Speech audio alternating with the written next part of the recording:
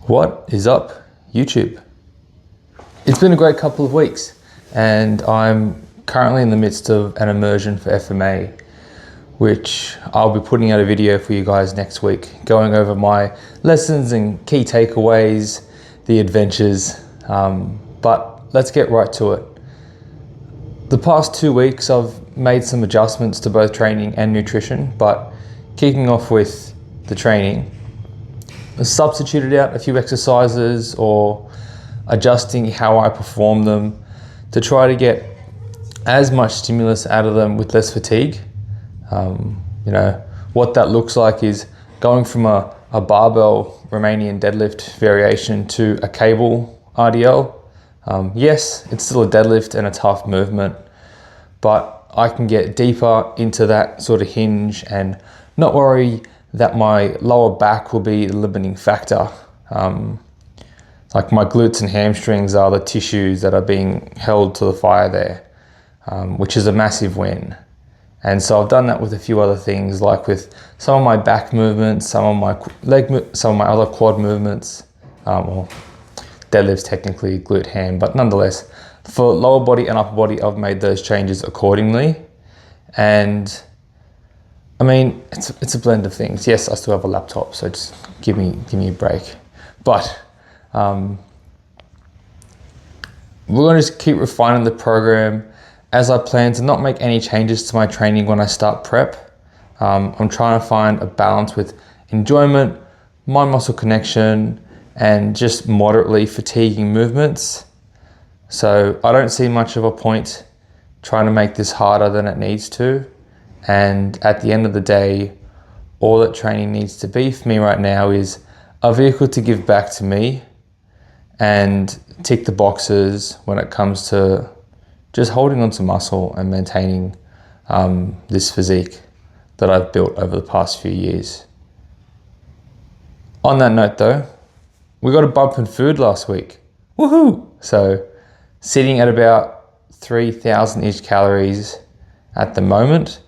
I still notice that my behavior around food isn't the best.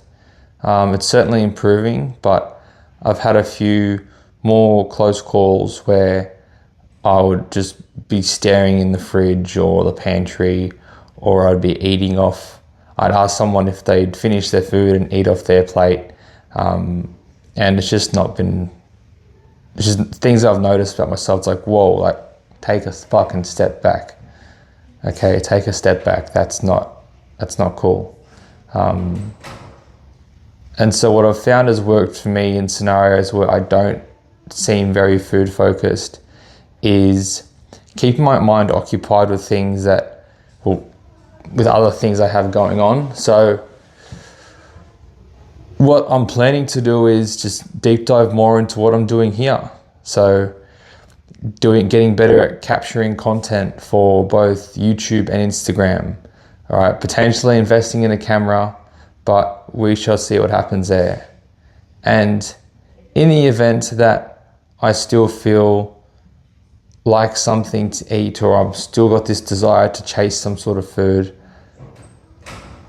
what I've come to find is, okay, I'll probably invest in like some of these like sugar-free hydration sachets and some diet sodas as well. That way I can have something, it's a little bit sweet. It's not gonna blow me out not blow me out in calories, that's the wrong way to say it, but it's not gonna deviate me from my goals, okay? And it helps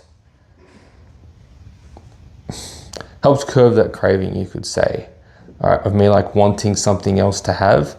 I can have something like a hydration sachet or a Pepsi Max, something like that to help take my mind off the food. So that's my game plan moving forward, just occupying myself with other things. So it's like, cool, I eat something, it's like I want to get straight back to what I was doing. All right, because next thing you know, half an hour will pass, my hunger cues have kicked in. It's like, oh, okay, I'm not hungry anymore.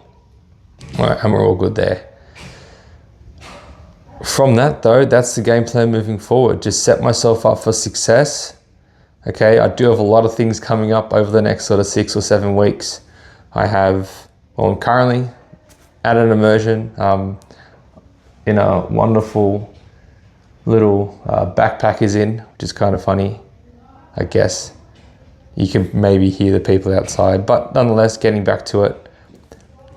Immersion, as we are currently sitting in it right now. Next week, I have a birthday event, a high tea. So I'm going to run you guys through how I plan on managing my food going into that. The week after that, I'm getting my massage certification. 2 weeks after that, I have a 5-day retreat with FMA. And 2 weeks after that, I have a 3-day retreat with FMA. So a lot going on in these next sort of 7 weeks. And honestly, I'm all for it, because the week after I get back from the 3-day retreat, I will more than likely be starting prep. And so part of me setting myself up for success is making sure my training's in the right spot. Training's good, training feels phenomenal.